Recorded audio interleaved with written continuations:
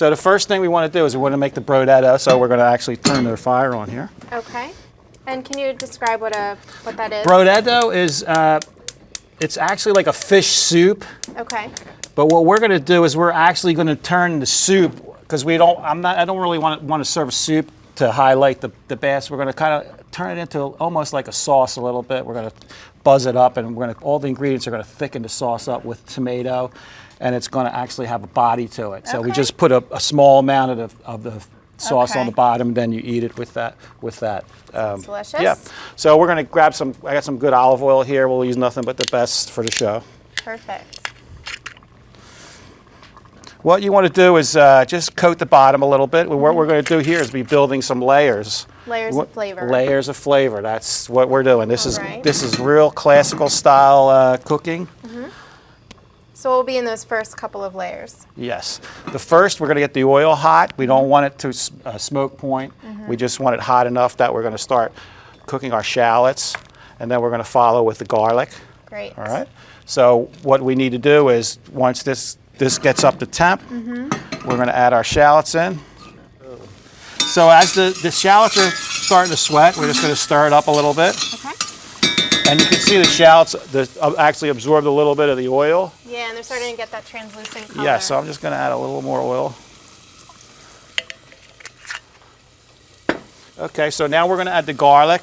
Looks like there's some chili flake. There's a little chili flake in there because I like to have a little spice, little kick to it. Great. Okay? So we're just going to add that. Okay.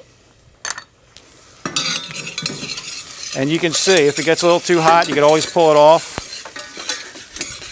So now what I like to do is season. I actually like to season right from the beginning. That way it starts incorporating, starts getting melted in with the sulfur from the shallots and the garlic. So I'm going to just hit it with some cracked pepper.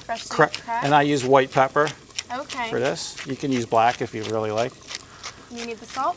I have the salt right here. Oh, you got it. I have 2 salts. I have regular sea salt and coarse sea salt. Great. Will that be more for finishing? The sea salt's always for finishing. Okay.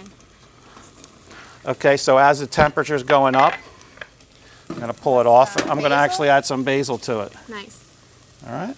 At this point, I'm going to add a little bit of fennel because we want to give it a little bit of that sweetness from the fennel flavor. Great. And when that purees too, it'll add some body to the... So at what point do you puree it down completely, or will you still leave some texture in there? I'll puree it when it becomes strained, and what happens, the pieces will go through and actually help thicken it. Great. What we're going to do is you can flavor your Brodetto with lobster, you can use scallops. Different types of seafood. Whatever you want. You know, you could use shrimp. I think the recipe has, I like to use shrimp, I like to use lobster, but we're going to use clams and some mussels. Clams and mussels, good combination. And you don't need a real lot. You have to develop a little bit of seafood flavor in there. And we're also going to use some saffron. Oh, wow.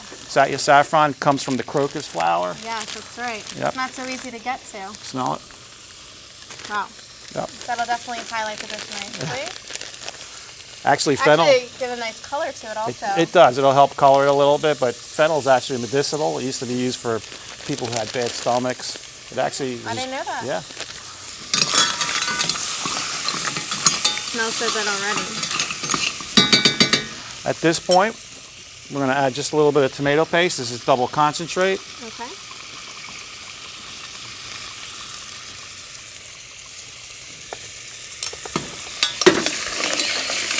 And you want to actually cook that tomato paste? Glaze this with some wine? Absolutely. We're going to drink some too. Going to drink some too? Yeah. All right. That sounds like a good plan to me. It's always tastes better when you cleanses your palate with a little bit of wine. We're going to do some Pinot Grigio today. Great. It's nice light white wine. Yep. And you don't need a real lot. It's going to bring a little of that acidic out. We cook the alcohol out.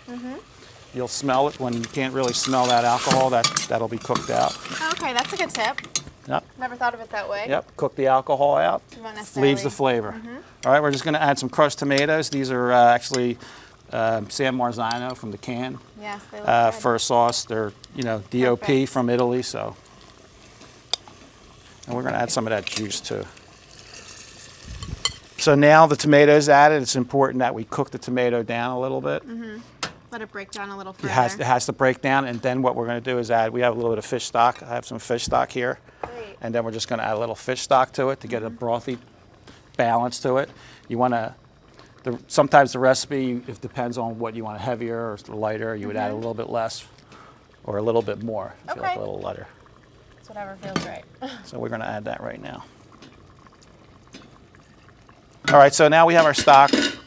We're pretty much good to go with that. I have some sauce that I already made.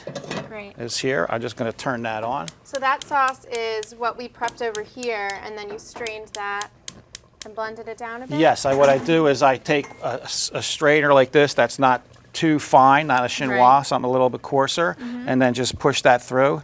And then I put it in the pot and I add a little bit of butter to it, then I puree it with the Nice and the rich hand with the blender. butter. And that all Great. helps thicken it up, give it some body. All right? I'm just going to buzz this up a little bit. Okay.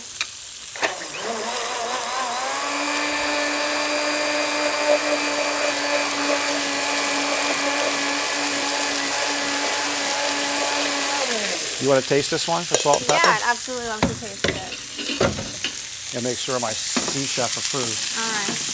I am the seasoning expert Yes. today. Spot on. Is it good? That one's really good. All right, excellent. Delicious.